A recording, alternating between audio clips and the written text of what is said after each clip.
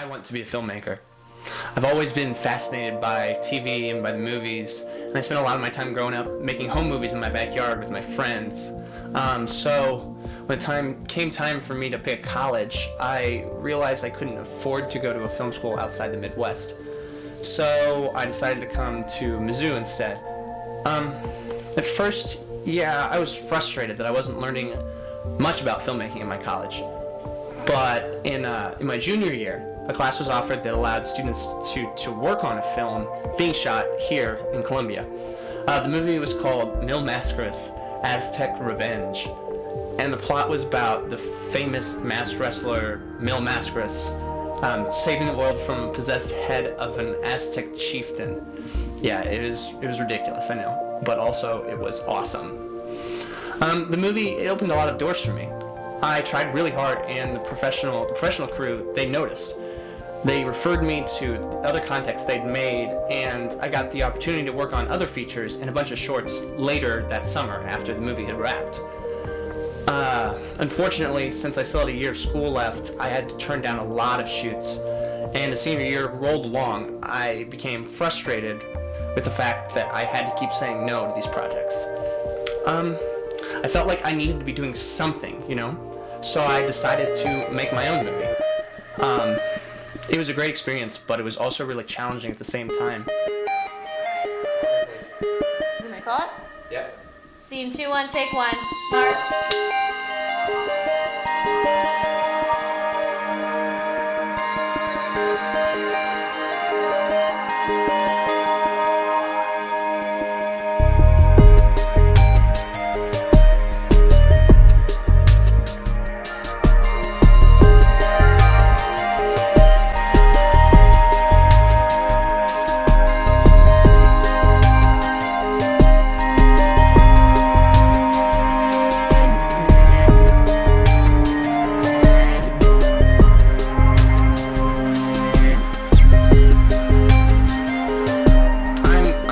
Much of a writer.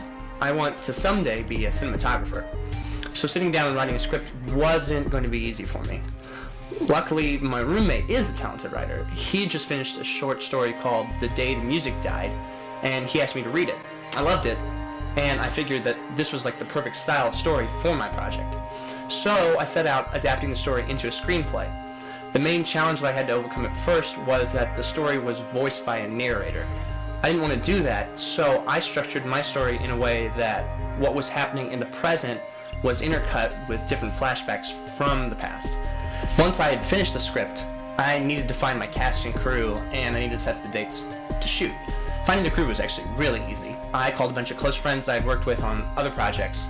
My crew was Rob McCleary, Mark Nanaman, Kelsey Reitner, Stephen Justice, and Travis Combs. Casting was a totally different story, on the other hand. I'd never done this before, so I searched familiar ground.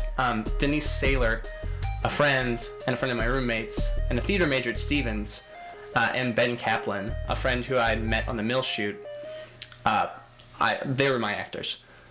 And all the actors and actresses that auditioned for the couple didn't work out. So I cut out the older couple's lines, all of them, and I cast my parents. My mom was like thrilled to be in front of a camera, but my dad didn't want to go out and do it, but I convinced him. So then we set the schedule for production. We set it out so the first 2 days were at my apartment, and then those were during the weekend, and then we have school and they all go back to school and get back to our normal lives. Then the next weekend we do a crazy week where we shot at Shakespeare's after it closed until the same sun came up. And then the next morning we go out to Herman, Missouri, which is like an hour east of here, to do exteriors. Then we try to come back to Columbia to shoot more exteriors. I found out right before we started shooting that Rob had pulled some strings and he got us a grip truck full of gear from Heroic-H Studios in Decatur, Illinois, and we were going to use them for all the overnight shoots at Shakespeare's and at Herman. Sweet. Now, before I get into us going out and shooting the thing, I think I need to remind you guys that I'm a broke college student. I thought this movie wasn't going to cost anything, like literally zero. I was totally wrong about that.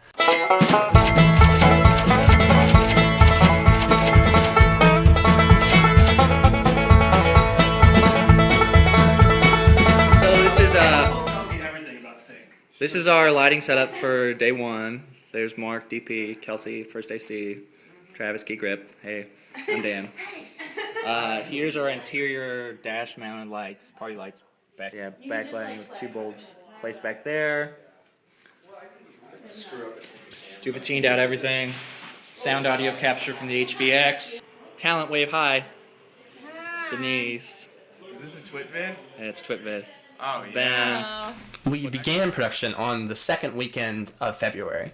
We were going to be shooting all the scenes that took place inside of a car, but I was afraid that without real gear, trying to light, shoot, act, and drive a moving vehicle at the same time would probably be a pretty serious safety risk. So we faked it. I'm actually really proud about this. It turned out great. We put the car in my garage. We wrapped the whole place in black fabric.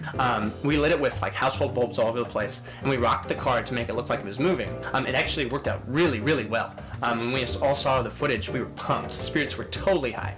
The next day, we came back to the apartment and we shot all of the scene taking place in Evie and Todd's apartment. The set was my house. It went really smoothly. Ben nailed his lines. We got the shots we were looking for. Everything was going great. And then Rob got called to work on 2 features, that's a 2, back-to-back for the entire month of March in New York. That meant that he'd be gone for the meat of our shooting, and we wouldn't be able to get the truck full of gear. So I had to make an executive decision. I ended up deciding that we'd postpone the shooting for the rest of the scenes until April, so we could have the whole crew back and we could get all of our equipment at our disposal. Now, the main problem that we were all going to face was to keep everyone as fired up about the project as they'd been on those first 2 days. April finally got here, and we geared up to shoot the restaurant scenes, the dream sequence in Herman, and the title footage that night. We were going to shoot it back to back to back. We all called it Hell Week. Here's our schedule.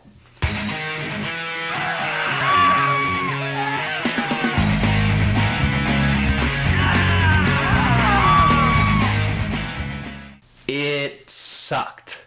My parents came in from Kansas City to act in the scene. They got here at like 7 and then they just went straight to their motel to sleep. They got shakes at 2 a.m. and we got ready to shoot. The big problem we faced that night was trying to get a bunch of gear set up in a room full of drunken people. We just kind of hung out. We finally were ready to go at 2:30. And from there, we battled morning to get all of our shots taken care of. And from there, it was back home to get a few hours of sleep before we all made the drive back up to Herman.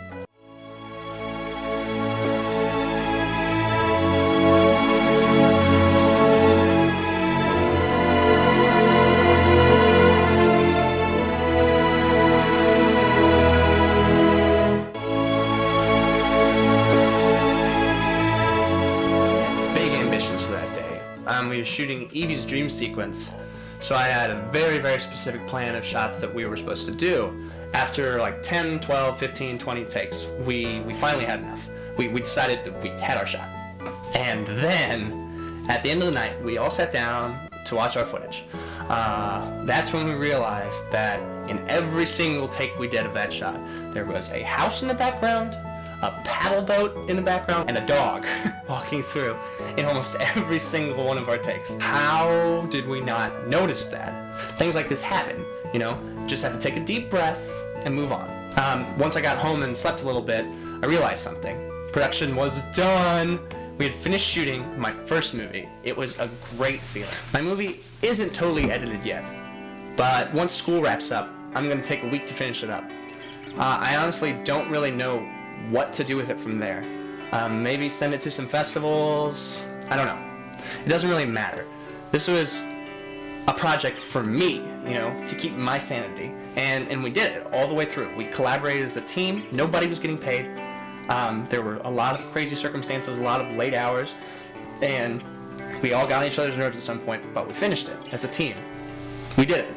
And I can't think of a better feeling than that.